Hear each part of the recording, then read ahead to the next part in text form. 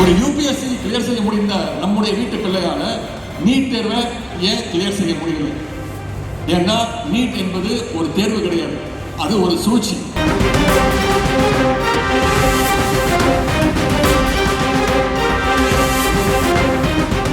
இரண்டு நாட்கள் முன்பு பத்திரிகையில் ஒரு செய்தி பார்த்தேன். நம்முடைய தமிழ்நாட்டு மாணவி பெயர் நிலா பாரதி சில ஆண்டுகளுக்கு முன்பு நீட் தேர்வு எழுதி மருத்துவராகின்ற வாய்ப்பை அவர் எழுந்தார்.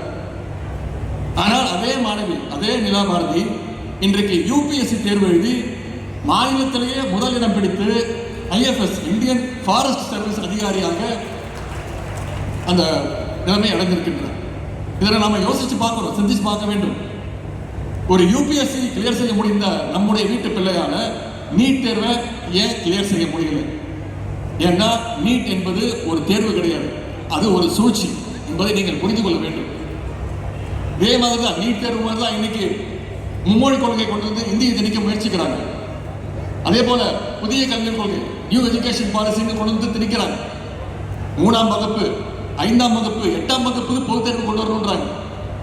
அந்த புதிய கல்விக் கொள்கை ஏற்றுக்கிட்டா தான் மாநிலத்துக்கு தர வேண்டிய 2500 கோடி ரூபாயை ஒன்றிய அரசு தரும்னு சொல்றாங்க.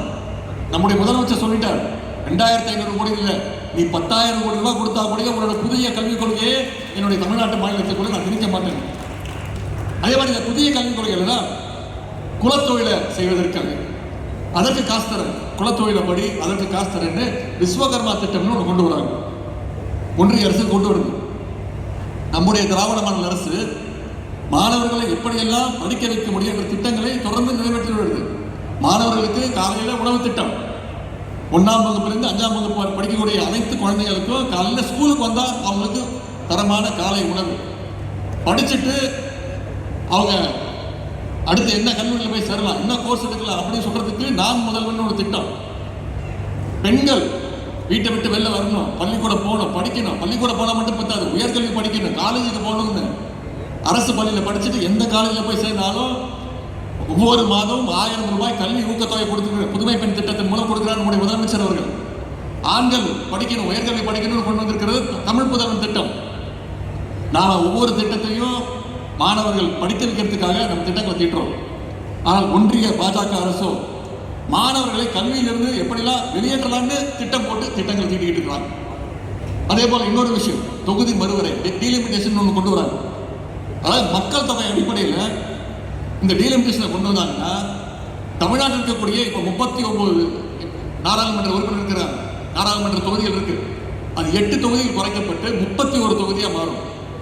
இதற்காக இந்தியாவிலேயே முதல் முறையாக இந்த டீலிமிட்டேஷனை, தொகுதி மறுவரையை கண்டித்து எதிர்த்து குரல் கொடுத்த ஒரே முதலமைச்சர், முதல் முதலமைச்சர் நம்முடைய முதலமைச்சர் என்பதை நீங்கள் உணர வேண்டும். மாநிலங்களுடைய உரிமைகளை எல்லாம் எப்படி ஒழித்து கட்ட வேண்டும் என்று யோசிப்பதுதான் ஒன்றிய பாஜக அரசு. ஆனால் அதிகாரங்களை மாநிலங்களுக்கு பரவலாக்க வேண்டும் என்பதுதான் திராவிட முன்னேற்ற கழகத்துடைய ஒரே கொள்கை. செய்திகளை உடனுக்குடனும் துல்லியமாகவும் தெரிந்து கொள்ள சப்ஸ்கிரைப் பண்ணுங்க.